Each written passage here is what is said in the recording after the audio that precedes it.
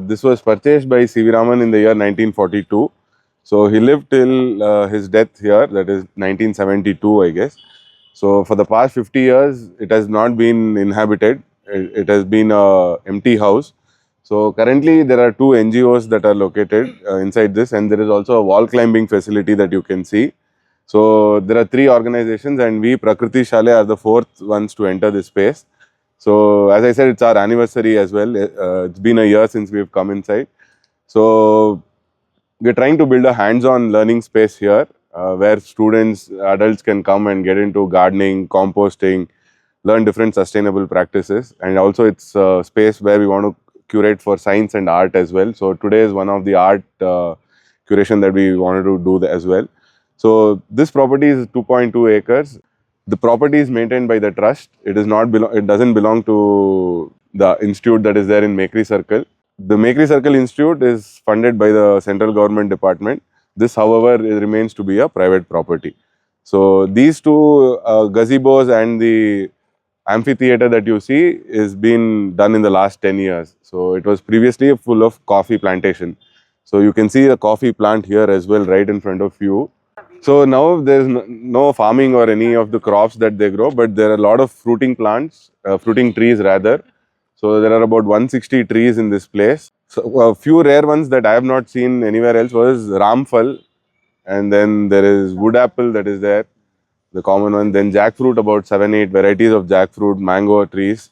So it's a completely nature safe space. You don't see snakes or scorpions, but there are a lot of bugs, insects, bees, mosquitoes. So what we have done coming into this space is we've kind of tried to reuse the things that are lying here, kind of make it visually appealing.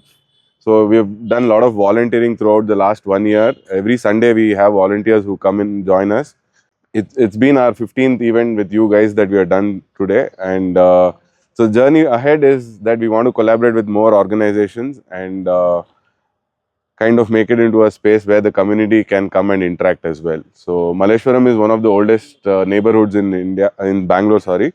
So it was formed during the 1880s, late 1800s. Once the plague was hit, post that this was the area that was developed. And you nearby you see Indian Institute of Science, you have the Tuberculosis Institute, there is a Wood Research Institute. So it is mostly an educational vicinity in Malleshwaram. Today we have about 30 plus schools and colleges in this area as well. So about 30,000 students come and go out of Malleshwaram on a daily basis. So that is the number of schools that we have around this space. And school kids are main part of this program that we are also trying to focus on. So we'll just walk through this space and what are the changes that we've done in the last 1 year. We'll just walk through that. Cool. This is our space. So of all the other organizations that have taken whatever was the leftover spaces that is available, they have given us as of now. So we start from here. This is the setup that we want to have. So it is the first part is mostly of a visual connect that we want to have. So what are the different methods that farmers use, or it could be a terrace garden, or it could be a kitchen backyard garden. So what are the different methods that are available, or which are techniques are available? We want to kind of showcase that so that people can visually connect rather than just coming and doing work as well. It is, if somebody wants to just tour the place also, there is a connect that can be established. Okay, so we'll just walk through this space. So here on to the right, we have created some herb gardens. It is also a ornamental garden that we are trying to do on the entire right panel of this area. And the center ones, as you see, these are all raised beds. Again, these tiles have been repurposed that were lying here.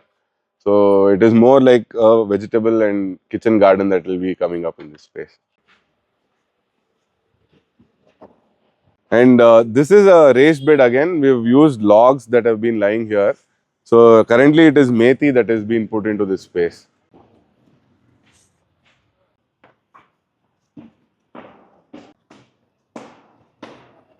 So this space, what you see, it's called as a banana circle. Okay, it's one of the concept in permaculture method. So wherein we dump all the greens and browns that is generated into this pit, and then we need to plant banana or papaya along this circumference. So so that the nourishment to the plant is given there itself. And this, after it mulches for a period of time, this will go into the composting beds. This is a composting bed, right? So what we have done is, there are two methods of doing compost. One is you use earthworms or you don't use earthworms. So earthworms, when it is used, it is called as vermicompost. So the worms, whatever they excrete is the compost that we use. The regular compost or normal without any earthworms is just called as compost. Okay, there is it doesn't carry that vermi tag in that. So what we are doing here is just composting. Okay, so vermicompost is more in, I mean, the price is higher. Compost is a little lesser in price, and also a byproduct of this is the water that comes out of this. Okay, so that also is a natural fertilizer and a pesticide that is used. So composting here is what we've tried to do here, because there is a lot of foliage that is already available. One thing is how you can manage the waste that is generated. Second thing that we are also trying to support from this place is, there is a temple down this lane. So whatever is the flower waste that is generated on a daily basis, we are collecting about 80 kilos of flowers every day. And then that is shredded within the temple premises and it is brought here. So you can see all these have little threads in them. Okay. So you can see this, right? So they are all tied together. So these are shredded in the temple and it is brought back here. So one thing that we are trying to do is avoid sending the same flowers to a landfill. So which is again 50 kilometers from here. So your flower is coming 50 kilometers into the market. You're using it for a day and then again another 50 kilometers for it to travel doesn't make sense. So we have about 8 temples in one particular street there. So right now we are only covering with 2 temples which is producing 80 kilos a day, apart from the plastic waste that is generated. So it is an example of circular economy that we want to showcase here as well. So this compost, once it is harvested, uh, you can see the bag is emptied and it is just put to dry. And then once it is dried, using those sieving machine, so it is manually sieved and whatever is available is the compost. So you guys can just have a look at this.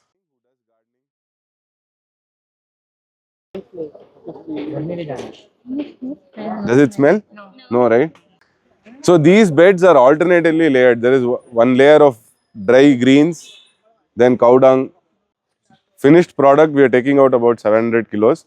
So the coming next year, this has been the situation since the last 1 year. So this year we want to increase the capacity as well.